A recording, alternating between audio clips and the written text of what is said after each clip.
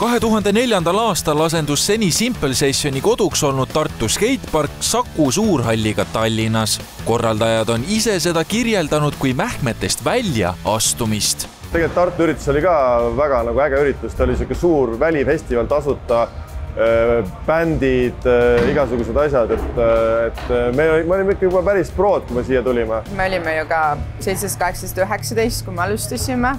Et saadi aru, et see ei ole mingisugune lihtsalt selline, et teeme natuke mingi väikse ürri, vaid seal taga oli, et tuli sponsorid ja siis oli juba sportlased, kes tulid. Nad tegid ise meile ettepaneku, et kas te tahate siin teha ja isegi see aeg oli alguses talvel ja siis me mõtlesime, et see tundub küll väga imelik seda üritust nagu talvel teha, aga see ilmselt saigi meile natukene abimeheks alguses, et kui me nii tuntud ei olnud, et teatavasti talv on natukene vabam nendest rahvusvahelistes võistluskalendris. Saku Suurhalli debüüdil lubati võistlejad esimest korda Simple Sessioni 25-aastases arenguloos rajale, mis oli spetsiaalselt just tolle aasta ürituse tarbeks ehitatud.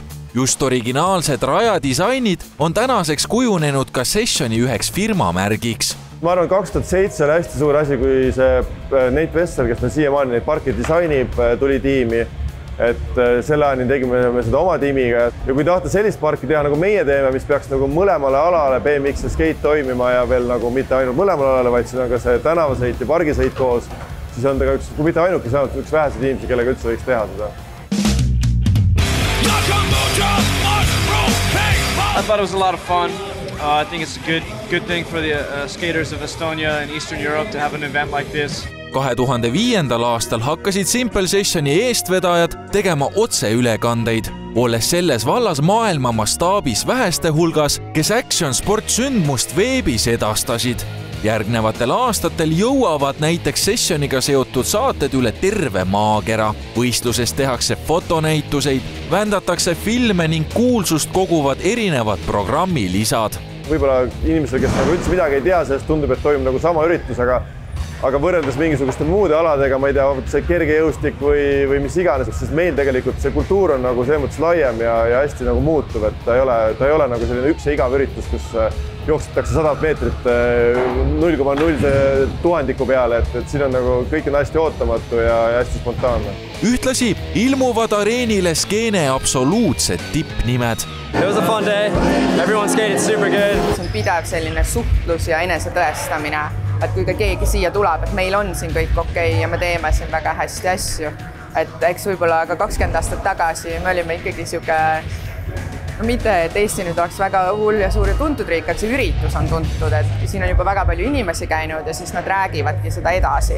Et see on võib-olla kõige parem see, et see edasi rääkimine. Ja need sõitjad tulevadki tihtipeale siia nagu kogu selle vibe'i pärast, et see ei ole ainult see võistlus on. For me, it's the courses, like the mix between park and street is exactly what I like. So I always enjoy coming here. And this year it's back in the arena, so more room for more ramps, rails, let's go. Ekstreemspordi postrinägudest on Eestit väisanud veel näiteks rulatajate ebajumal Tony Hawk, olümpiamedalist Sky Brown või 16-kordne X-mängude medalist Ryan Nyquist. Väljakutsed on ikka, kuidas jõuavad välismaalased Eestisse, kuidas nende pagas jõuab siia kohale, kas nad, kui nad talvel tulevad, et me tegime seda üritust ju ka varem suvel, kui nad talvel tulevad, kas neil on joped kaasas?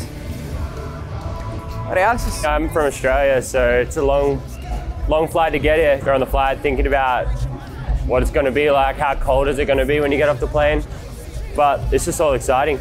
2000. aastal Tartus 10 000 krooniga alustatud projekt on jõudnud praeguseks 25. eluaastasse. Pärast 2020. aastat koliti sekspuhuks tagasi Suurhalli, nüüdsesse Unibet Arenale.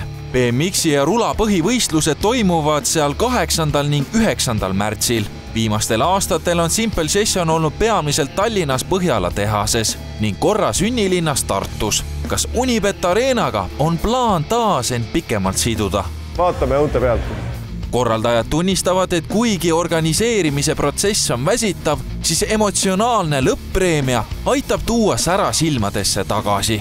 Kõige paremini iseloomustab kogu seda üritust lihtsalt see, et ükskõik mis juhtumised meil on ja neid on väga palju, hästi erinevaid, siis need leiavad alati sellise hea lahenduse. et ei jää midagi kuskile õhku või lahendamata. See on väga raske töö küll, aga need emotsioonid ja see tagasiside, mis nagu sportlastelt ja fännidelt saad, et see aitab nagu endal seda motti hoida.